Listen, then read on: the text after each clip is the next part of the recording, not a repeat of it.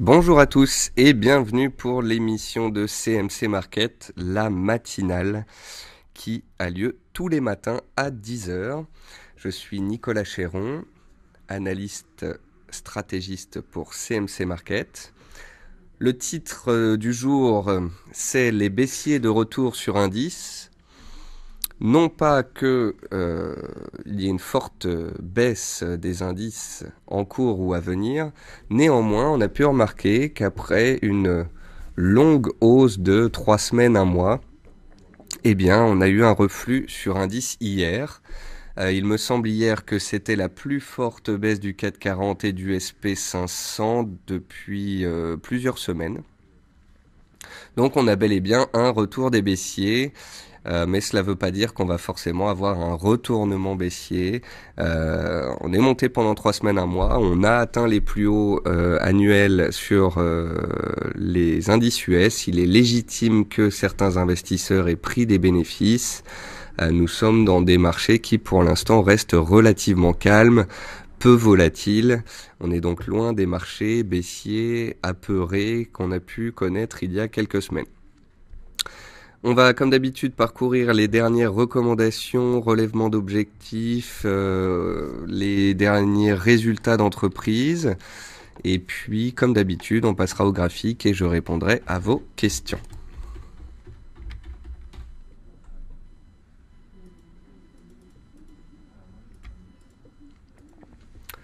Comme tous les matins, un avertissement au risque sur les informations que l'on voit ici, les performances passées, les contrats pour différence, donc les CFD. Je vous laisse en prendre note.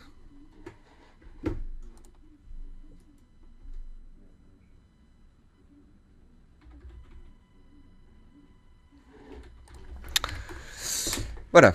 Alors, au sommaire de la matinale, comme d'habitude, les news, les résultats d'entreprise, les décalages, les annonces, un décryptage du calendrier économique sur les derniers chiffres parus et les chiffres à venir, un passage en revue des actifs les plus attractifs, puis je répondrai à vos questions. Dans la famille des parapétrolières, après CGG Veritas qui avait publié des résultats inférieurs aux attentes et qui avait connu une forte baisse de son titre, il y a Morel et Prom qui avait publié ses résultats la semaine dernière et l'action avait réussi à se maintenir. Depuis plusieurs séances, vous le savez, je vous parle du titre Valorec, à savoir est-ce que Valorec va tenir la zone des 9,50-10 euros pour relancer ou est-ce qu'elle va casser? Eh bien, malheureusement, j'ai l'impression que les investisseurs sont en train de choisir l'option baissière. Alors je dis malheureusement parce que généralement quand Valorec construit une base de support et qu'elle décolle à la hausse, c'est relativement rapide, punchy et attractif. Ici elle décale à la baisse, donc à moins d'avoir anticipé cette chute du titre, il est un peu compliqué de prendre le train en route. Ce que je note c'est que les parapétrolières sont toujours un petit peu délaissées, que le pétrole n'arrive pas à rebondir, donc pour le moment ces dossiers sont laissés de côté. J'avais parlé de Valorec la semaine dernière à la sortie des 10 euros. Elle avait pris 15% dans la foulée. Ensuite, le titre est retombé. J'espère que certains en auront peut-être profité. Dans tous les cas, je considère que suite à l'alerte de sortie de triangle qu'on avait vue la semaine dernière, les 15% de hausse par la suite étaient quand même une belle opportunité. Quant à revenir potentiellement sur le WTI ou les parapétrolières à l'achat, il faudra pour ce faire que ces dernières marque des points bas, marque des figures de retournement, et donc il faudra être un petit peu patient. Eiffage a publié son chiffre d'affaires du T3 et a prévenu que le chiffre d'affaires de 2015 devrait être en baisse. Rappelez-vous aussi que Eiffage a donc a eu un petit épisode douloureux avec le décès, me semble-t-il, de son PDG. Donc Eiffage perd 3,4% suite à cette publication. Nicox se réveille ce matin. Nicox, pour ceux qui ne la connaissent pas, c'est une société qui est spécialisée dans l'ophtalmologie. Elle fait partie de tous les dossiers un peu spéculatifs des biopharmaceutiques. Donc Nicox a été un petit peu le titre délaissé, abandonné ces 2 dernières années, alors que l'ensemble des biopharmaceutiques s'est repris. Eh bien Nicox n'en a pas profité. Néanmoins, aujourd'hui, Nicox annonce la signature d'un contrat pour le naproxenode, qui est un de ses médicaments phares, et le titre prend 14%. Est-ce que ce sera un retournement moyen terme positif du titre? Il faudra casser des résistances pour ça. Pour l'instant, on est dans un rebond technique comme on en voit généralement souvent sur ce titre. Donc, cela invite à la prudence. Sodexo connaît une recommandation positive ce matin et ça lui permet de reprendre un peu de hauteur et de gagner 2%. UBS a relevé sa recommandation. Le titre avait ouvert en hausse de 4-5%. Il est plus qu'en hausse de 2%. Il faut faire attention des fois avec l'effet très court terme que peut avoir une recommandation positive ou négative sur un titre. Ce n'est pas toujours un signal d'achat ou de vente. Au contraire, ça peut engendrer des extrêmes. Enfin, Arkema a relevé ses objectifs annuels. Mais le titre est en baisse de 2% quand même parce que le titre était sous résistance et puis, les objectifs d'EBITDA pour 2015 sont ressortis inférieurs aux attentes.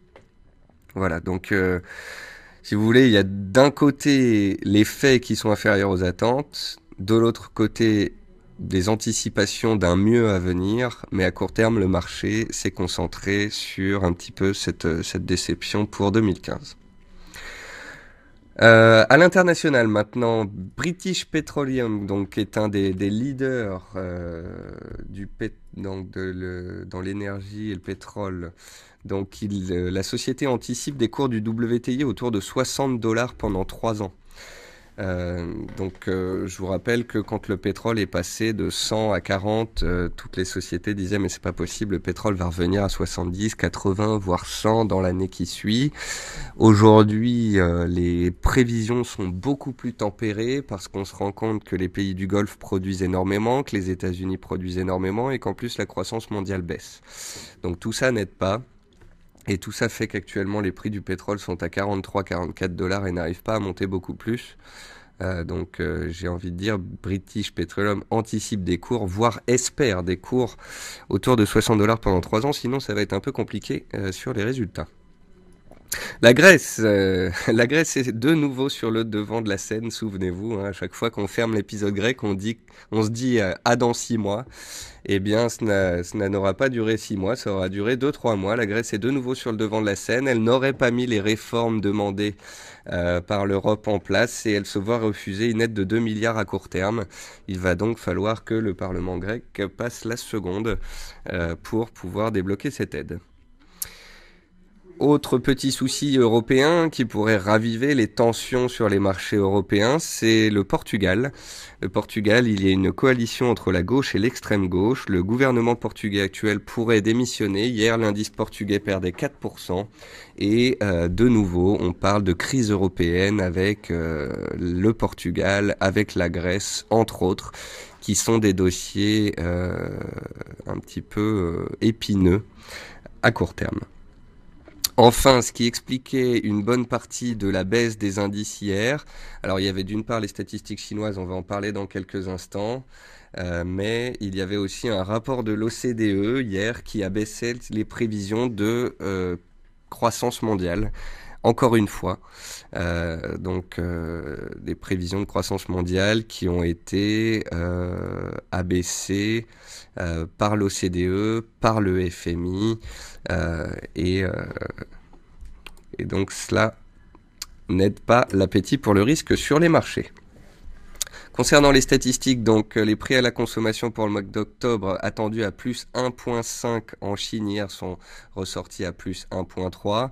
Donc ça, plus l'OCDE, plus le Portugal, ce sont toutes les raisons qui ont fait baisser les indices de 2% hier. Sans parler et également du fait que tout simplement les indices étaient montés de pratiquement... Alors le CAC il a fait quoi? 4003, 5700, donc voilà, 14-15% de hausse en ligne droite. Ils ont quand même le droit de consolider un petit peu.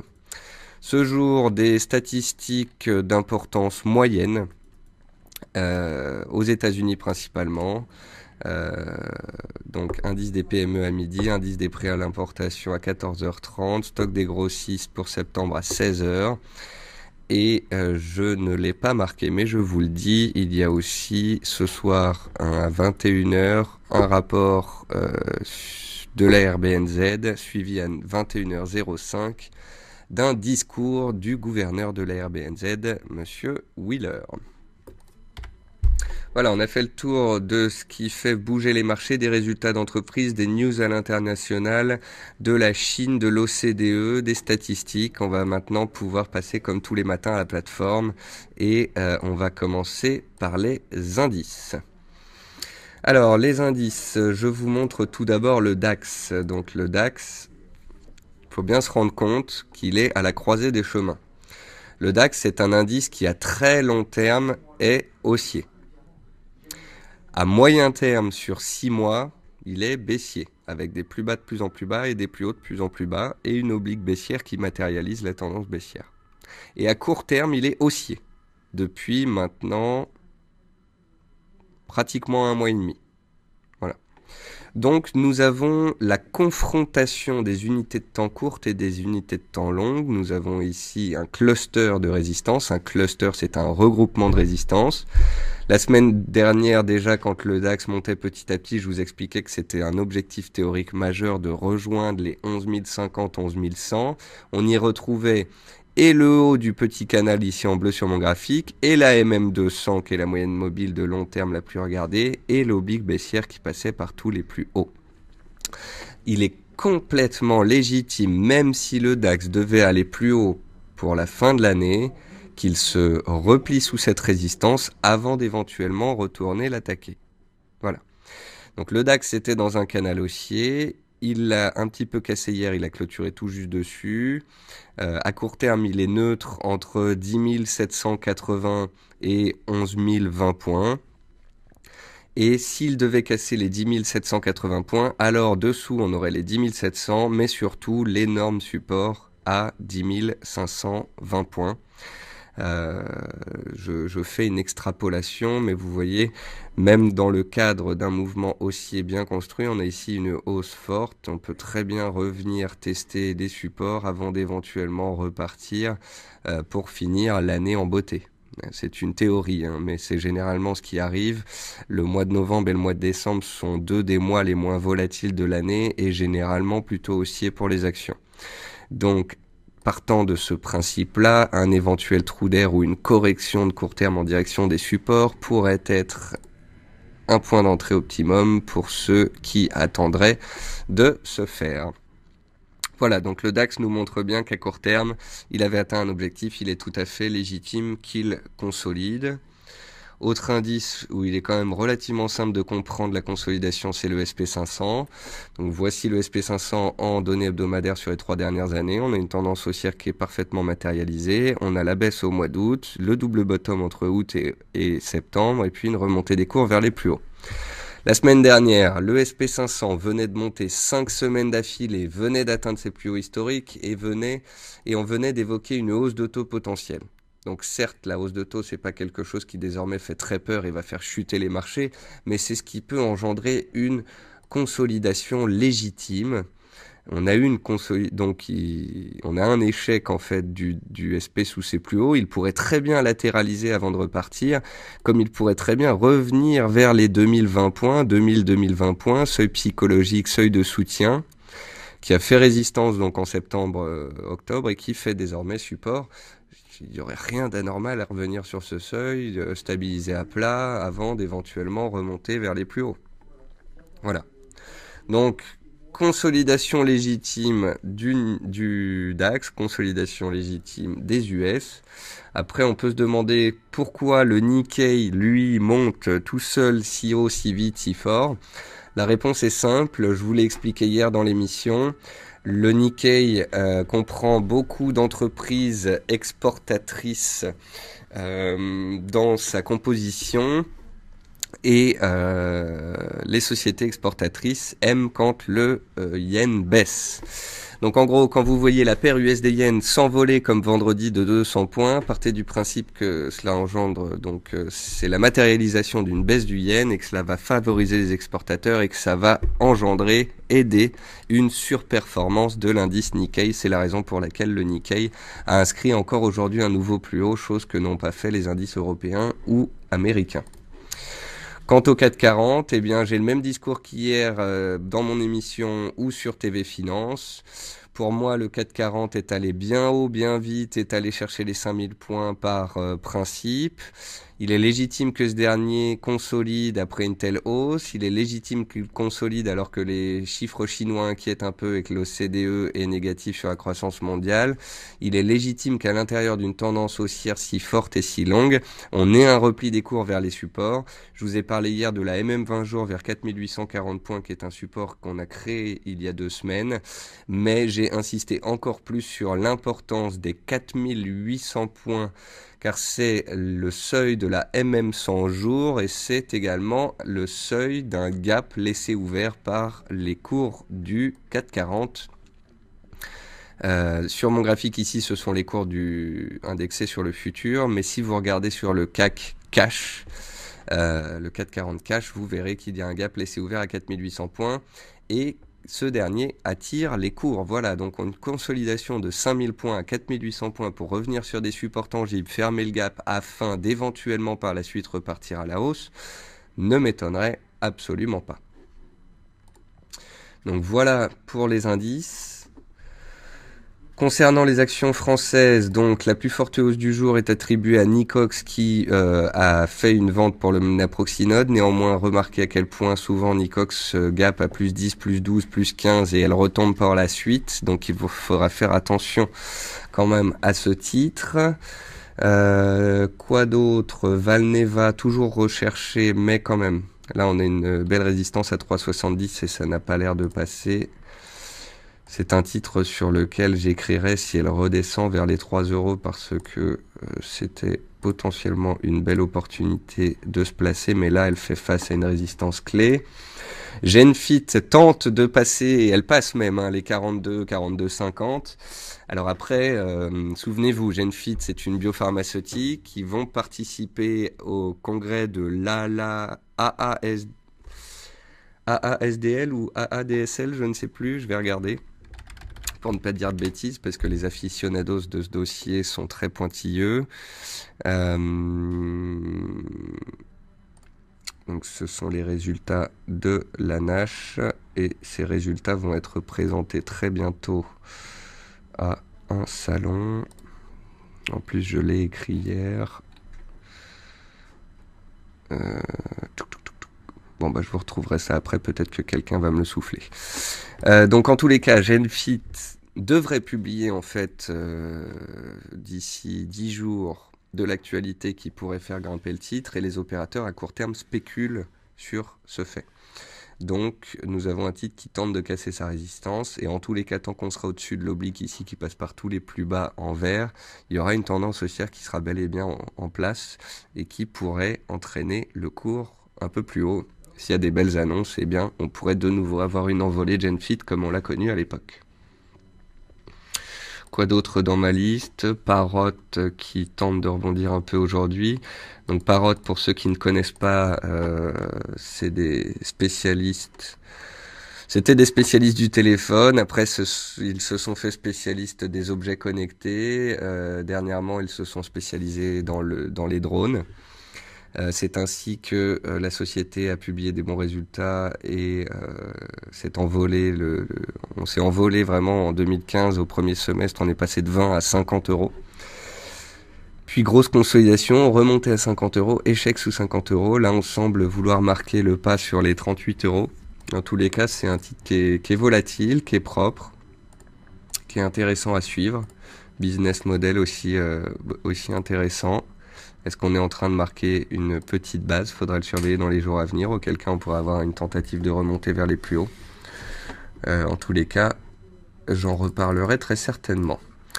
Solocal, donc on a vu ensemble le beau rebond sur support. Malheureusement, elle n'a pas réussi à casser son oblique, donc elle est en train de revenir vers support et on verra si elle y réagit. Quoi d'autre? Sanofi, petit rebond technique après la baisse de ses dernières séances. Il y avait un titre aussi, Virbac, que je voulais vous montrer.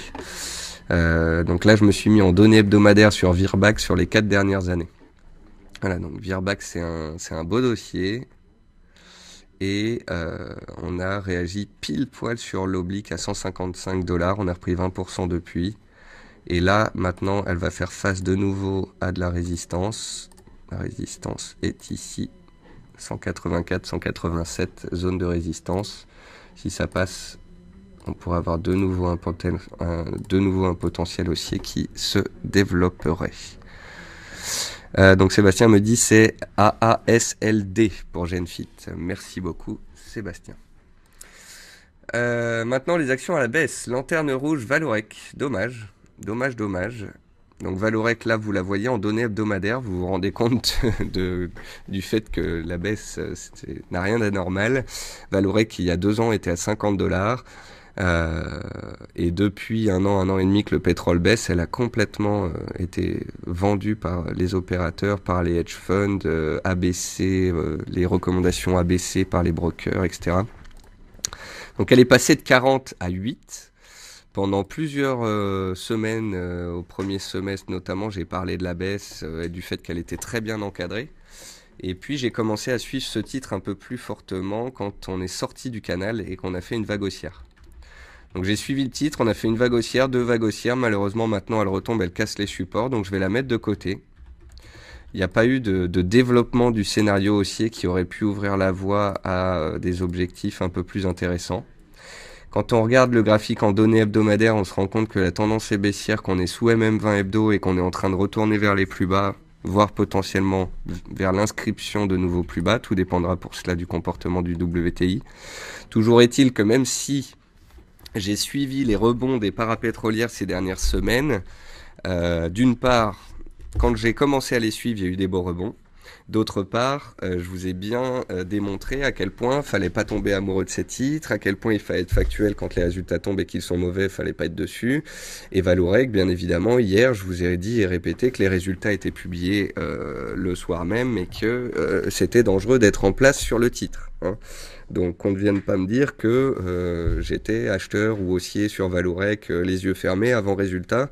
Bien évidemment, la règle de base d'un bon money management est d'éviter d'être en position avant des résultats d'entreprise, notamment sur des parapétrolières, quand les dernières parapétrolières ont publié des mauvais résultats et qu'on connaît leur volatilité. Voilà, ça me semble tomber sur le sens, mais je le répète quand même pour les débutants notamment. Selectis a pris 50%, 100%, excusez-moi, en 2 semaines. Donc Selectis qui fait partie des plus grosses, des plus tradées biopharmaceutiques françaises. Là aussi, peu étonnant, hein, Selectis s'est envolé jusque 41,70-42 €. C'était ses plus hauts du mois de mai. Le titre venait de prendre 100%. Il est donc légitime qu'il y ait eu des prises de bénéfices des opérateurs sous résistance. Donc voilà, on était dans un canal, on en est sorti. Il y a eu l'effet escompté d'un ralliement des plus hauts. Maintenant, le titre consolide et on verra un moment s'il construit une base pour peut-être démarrer un nouveau cycle haussier. FH, on en a parlé tout à l'heure, donc revoit un petit peu, déçoit un petit peu au niveau de son EBITDA, donc le titre consolide. Ça reste néanmoins une belle tendance et à court terme, on peut voir qu'un range est dessiné très proprement ici. Morel et Prom, elle suit un petit peu Valorec et CGG Veritas, tant que le pétrole n'arrive pas à se prendre celle-là non plus. Hier, alors qu'elle se reprenait, je vous disais qu'elle pourrait éventuellement matérialiser un double bottom si elle arrivait à casser MM 20 jours puis MM 50 jours qui bloquent les cours comme ils l'ont bloqué la semaine dernière. Donc là, je crois qu'on a la réponse sur l'ensemble des parapétrolières. Les résistances sont vendues, elles bloquent les cours, on n'arrive pas à aller plus haut. Donc, pour l'instant, à court terme, les velléités haussières sont totalement étouffées. Gameloft et Ubisoft en baisse de 3%. Souvenez-vous, je vous parle beaucoup de ces titres depuis un petit bout de temps et je vous ai dit que certes Vivendi était monté dedans, que c'était bien, que ça les a fait monter, mais à un moment il faut savoir aussi dire attention. Gameloft était à 3,50€ quand Vivendi a dit avoir pris 10% du capital. On est monté de 3,50 à 5,50. Ça fait 40% d'appréciation du titre, c'est pas négligeable. Et en plus, ça a emmené le titre de nouveau sur une résistance historique pluriannuelle datant de 2012, 2013, 2014, 2015. Donc il est légitime qu'un tel seuil fasse résistance, empêche les cours d'aller plus haut. Quand on est à l'achat sur un titre comme ça et qu'on voit qu'il atteint une résistance telle et qu'il y reflue, parfois prendre des bénéfices peut être une bonne chose. Après, chacun sa façon de faire. Donc voilà, je vous ai parlé de la résistance à 5,50, 5,60. On y est allé une fois, on a échoué. On y est retourné une deuxième fois, on y échoue naturellement. Vous avez compris pourquoi. Ubisoft, c'est la même chose. Elle a publié la semaine dernière et ça lui a permis de faire un nouveau plus haut et d'atteindre 28€. Mais depuis cette publication, le momentum s'essouffle un petit peu. N'oublions pas que le titre vient de passer, comme je le disais hier, de 16 à 28€. Il faut savoir à un moment, les arbres ne montent pas jusqu'au ciel. Donc il faut savoir de temps en temps prendre un peu de recul sur la situation. Quant à CGG, troisième parapétrolière française principalement avec Vallourec et Morel, les proms, elle est en train de retrouver ses plus bas annuels et on verra si elle les tient ou si elle inscrit de nouveaux plus bas. À vous dire vrai, plus bas baisseront les parapétrolières avant que le WTI fasse un réel point bas. Plus la performance potentielle haussière sera importante par la suite. On a passé les actions en revue, donc on a vu que les parapétrolières étaient vendues, on a vu que les dossiers biopharmaceutiques c'était blanc ou noir dépendamment des publications, on a vu qu'il y avait les derniers résultats d'entreprises, recommandations de brokers. Ce qu'on peut constater en général quand même depuis hier, c'est que les marchés sont moins haussiers, qu'il y a moins d'optimisme, qu'il y a moins de réactions favorables aux résultats et que l'heure est un petit peu à la prise de bénéfices, que ce soit sur action ou sur indice. Voilà. Maintenant, on va passer aux matières premières. La star d'hier, c'est encore une fois le jus d'orange. Le jus d'orange hier a pris 2 ou 3% et a inscrit un nouveau plus haut de l'année 2015. Le jus d'orange vient de prendre 40% en ligne droite sans que personne n'en parle. Il est vrai que moi-même, je ne connaissais pas les cours du jus d'orange, je ne les suivais pas, je les avais pas vus. Je suis content de pouvoir suivre un actif aussi propre graphiquement sur la plateforme de CMC Market. On avait fait une analyse sur le titre pour dire qu'en cas de test du support à 105, on pouvait rebondir, qu'en cas de cassure des 135, il y aurait un nouveau potentiel haussier. C'est vraiment ici un mouvement historique qui a eu lieu sur le jus d'orange et j'ai trouvé ça assez sympathique à suivre.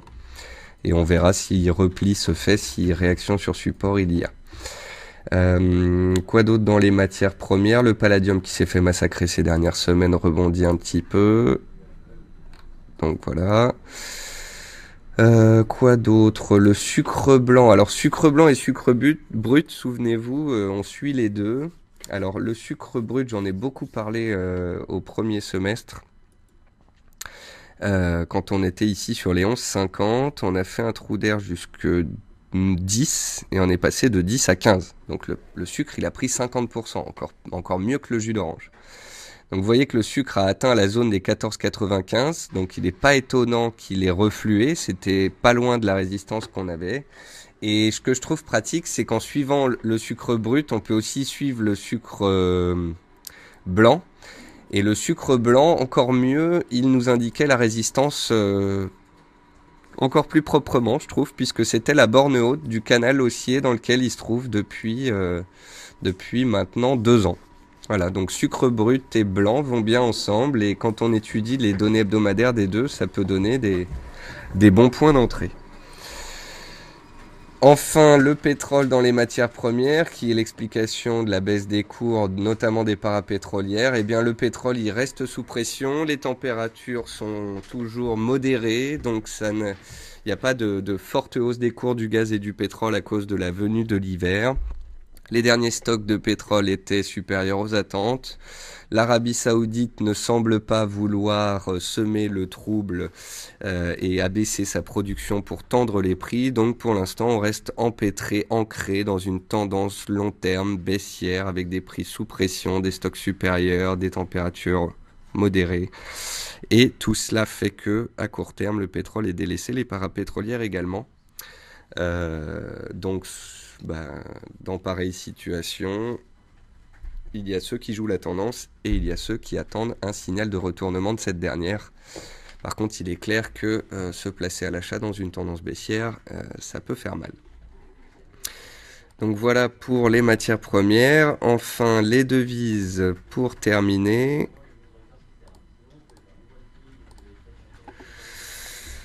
Alors, nouveau plus annuel sur l'USD NOK. Donc l'USD NOK, c'est le dollar contre la couronne norvégienne. Et il se trouve que la couronne norvégienne a une forte corrélation au pétrole puisque l'économie norvégienne est très corrélée au pétrole. Donc forcément, si le pétrole baisse, la couronne baisse et le dollar qui est très fort inscrit un nouveau plus annuel contre cette dernière. L'AUD-NZD, donc il est intéressant de voir que cette paire a été sortie de son canal baissier par le haut. Et il va falloir voir s'il y a une cassure dans les séances à venir des 1,09, ce qui ouvrirait un potentiel haussier certain. A contrario, on reviendrait vers les supports et ce serait intéressant de s'y intéresser à ce moment-là. Donc j'attends là qu'on décale dans un sens ou dans l'autre pour pouvoir faire des stratégies. L'USD CHF, pour ceux qui le trade, je vous montre ceci, sur quoi je suis tombé ce matin. Le graphique se passe de commentaires. Nous sommes dans un canal baissier absolument parfait. Un canal haussier absolument parfait, excusez-moi. Et on est pile poil sur la borne haute. Voilà. Donc il faut savoir que l'USD CHF a une corrélation inverse avec l'euro-dollar. Donc si on considère l'USD CHF sous résistance, l'euro-dollar pourrait être sur un support. Néanmoins, je tiens à vous dire donc que fondamentalement la hausse de l'USD CHF s'explique de par la force du dollar. L'USD CHF arrive sous des seuils clés travaillés début 2015 dans la zone des 1,0130, 1,02. C'est une résistance de très très long terme. Hein. C'est-à-dire que si on cassait ça, là je me mets en données hebdomadaires, si on arrive à casser ça, là, il y a potentiellement une vague haussière au-dessus qui pourrait se développer. Voilà. Donc oui, on est sous résistance, mais attention, si ces résistances devaient passer un jour, se mettre en face, ça pourrait être dangereux. L'USD Yen, encore une fois ici, et c'est ce qui souvent fait que le Forex est intéressant. Encore une fois ici, un graphique vaut mieux qu'un long discours. L'USD Yen était début 2015 dans un triangle, on en est sorti par le haut mais on n'a pas réussi à transformer l'essai. Avec la baisse des indices au mois d'août et l'aversion au risque que cela a engendré, le Yen s'est repris et l'USD Yen a donc chuté. Puis par la suite, avec des discours rassurants de banque centrale et des résultats d'entreprises corrects, l'USD Yen est reparti à la hausse dans le sens de sa tendance de moyen terme. Or, nous avons ici une oblique toujours vivante, toujours active, qui correspond à la borne basse du triangle dans lequel l'USD Yen était au premier semestre. Et vous voyez que on est revenu prendre appui sur cette oblique en juillet, on a buté contre cette oblique en août et on est en train de revenir buter ici en novembre dessus. Elle est d'une propreté graphique déconcertante. Que veut dire cette oblique? Qu'est-ce que cela veut dire le fait que les cours soient juste dessous? Ça veut dire, qu'on a atteint un objectif haussier certain et qu'une consolidation pourrait avoir lieu comme elle a eu lieu sur les indices, auquel cas on reviendrait sur les supports. Cela veut aussi dire, deux, que si on dépasse cette oblique-là, on s'ouvre la voie au plus haut annuel de la paire et on raviverait encore plus la tendance haussière de moyen terme en place. Voilà. Donc certes, il y a une oblique, c'est une résistance, certains la vendront, mais si on la passe en force, il faudra aussi savoir en prendre note. Quelle autre paire j'avais croisé ce matin? J'ai croisé l'USD Tri et l'Euro Tri. Donc souvenez-vous, c'est le dollar contre la livre turque. Il y avait eu un gap baissier la semaine dernière parce qu'il y avait eu des élections en Turquie censées amener un petit peu de stabilité dans le pays. Ce que l'on peut voir depuis 6-7 jours, c'est que malgré la pseudo-stabilité et les élections, la lire turque continue d'être vendue et délaissée par les investisseurs, ces derniers ne croyant peut-être pas à la stabilité politique du pays. D'autant plus qu'en ce moment, la Turquie souffre de flots de réfugiés à gérer et de conflits avec les Kurdes. Donc ce n'est pas chose évidente pour l'économie turque en général. Je pense que j'ai passé à peu près tous les actifs dont je souhaitais vous parler ce matin. Je vais maintenant répondre à vos questions si certains en ont. Alors, premièrement, Jean-Pierre me dit Morel et Prom arrivent sur support. Donc Morel et Prom, je vous en ai parlé tout à l'heure. Elle est en train de revenir sur son support. De la même manière que Vallourec est en train de revenir vers ses plus bas et donc une zone de support, de la même manière que CGG Veritas est en train de revenir vers ses plus bas annuels et vers support. Qui dit baisser vers support ne veut pas forcément dire qu'on va réagir sur ces supports et repartir à la hausse. La tendance est baissière à moyen terme sur l'ensemble de ces titres. Ces titres sont corrélés au pétrole et le pétrole est baissier pour le moment.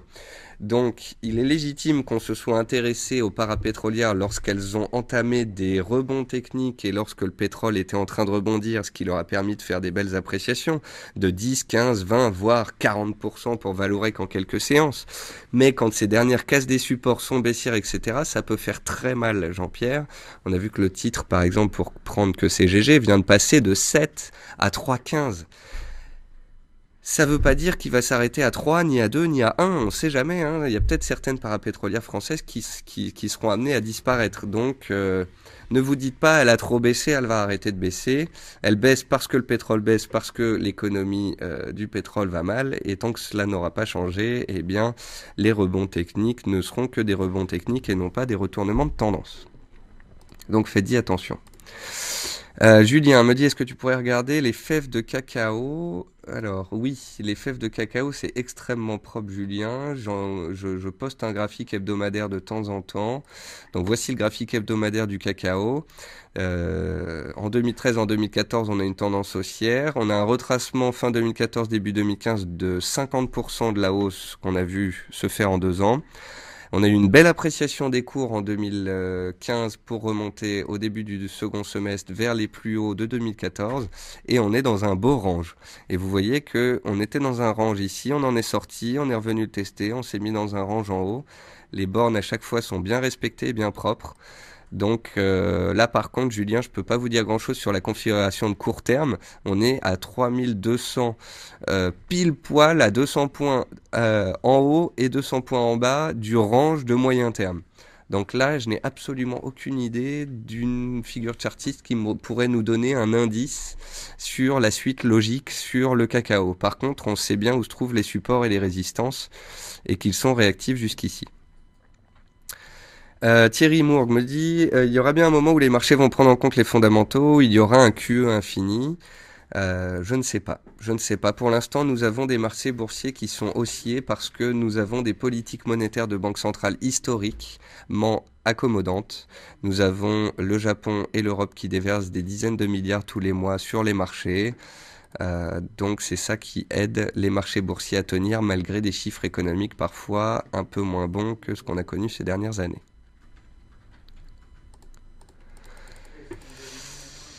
L'USD CAD. Alors l'USD CAD, j'en ai parlé tout à l'heure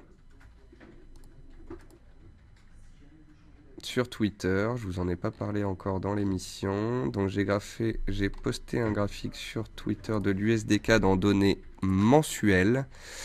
Donc étant donné que le pétrole est baissier, l'USD CAD monte, puisque dans l'USD CAD, vous avez l'USD, le dollar américain, et le CAD qui est le dollar canadien. Le dollar canadien est très corrélé au pétrole, puisque au Canada, il y a des exploitations de sable bitumineux relativement importantes.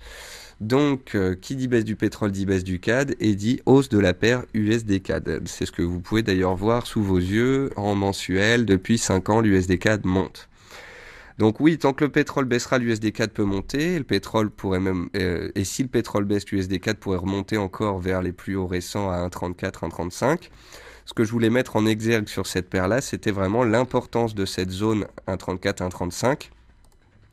Quand vous regardez historiquement sur les 30 dernières années, vous voyez qu'en 1993, 94, 95, 96, 97 et en 2002-2003, la zone des 1,35 a été un tampon énorme. Alors après, ça a été un tampon entre 1,35 et 1,38. Ça veut dire qu'on peut très bien monter à 1,35 comme 1,38, mais en tous les cas, si on regarde à très long terme l'USD CAD, on était à 0,90, on est à 1,35, on est devant une énorme zone de résistance. Donc, à la question sommes-nous sur support avec un potentiel attractif ou sommes-nous sous résistance avec un potentiel aussi restreint, je vous laisse répondre. Enfin, je terminerai par une question de Pascal sur le gaz. Le gaz qui a touché un support mensuel datant des 15 dernières années sur les deux. Donc voilà, le graphique mensuel sur les 15 dernières années, on voit bien l'approche à chaque fois sur les 1,90, 2, et puis la réaction des cours qui s'ensuit. Donc là, les cours du gaz, à cause de stocks élevés et de températures clémentes, sont revenus se poser sur support. On réagit la semaine dernière grâce au stock, et pour le moment bloque sous résistance. Et on va regarder en journalier pour comprendre quelle est cette résistance. C'est tout simplement le gap laissé ouvert à la mi-octobre. Un gap de rupture, enfin d'accélération baissière avant que une réaction enfin ait lieu. Donc là sur le gaz, la situation est simple. Sous nos pieds, nous avons la zone 1,90, 2,05 qui est la zone de soutien très long terme.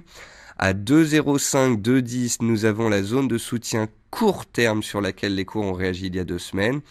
Et la zone de résistance, c'est bien évidemment les 2,30, soit la résistance qui bloque les cours cette semaine et la fin de semaine passée, et qui correspond au gap donc créé il y a 3 semaines. Donc voilà, il y a eu un gap laissé ouvert, on a accéléré à la baisse, on est venu le fermer, on l'a pas complètement fermé. C'est ce qui montre que les vendeurs sont bel et bien présents ici. Tant qu'on est sous ce gap, il y a des risques baissiers prépondérants étant donné que la tendance de moyen terme est baissière, et ce même si on est proche de support de long terme. Par contre, si on casse la résistance des 2,30 et qu'on casse le gap, là on aura l'éventuelle validation d'un retournement de tendance. Voilà, sur ce, j'espère que cette émission complète de 45 minutes vous a plu. Si vous souhaitez qu'on parle plus de court terme ou de très long terme, si vous souhaitez qu'on parle plus d'un actif en particulier, n'hésitez pas, posez vos questions, vous avez le chat pour ce faire. Vous êtes de plus en plus nombreux en tous les cas à venir cette matinale et je vous en remercie. Je vous souhaite un très bon appétit, une bonne séance de trading et je vous retrouve demain matin avec grand plaisir. Ah bah non, pas demain. Demain, ce sera férié pour tout le monde. Donc, ce sera jeudi matin à 10h pour la matinale avec grand plaisir. Voilà, passez une très bonne journée et à très bientôt.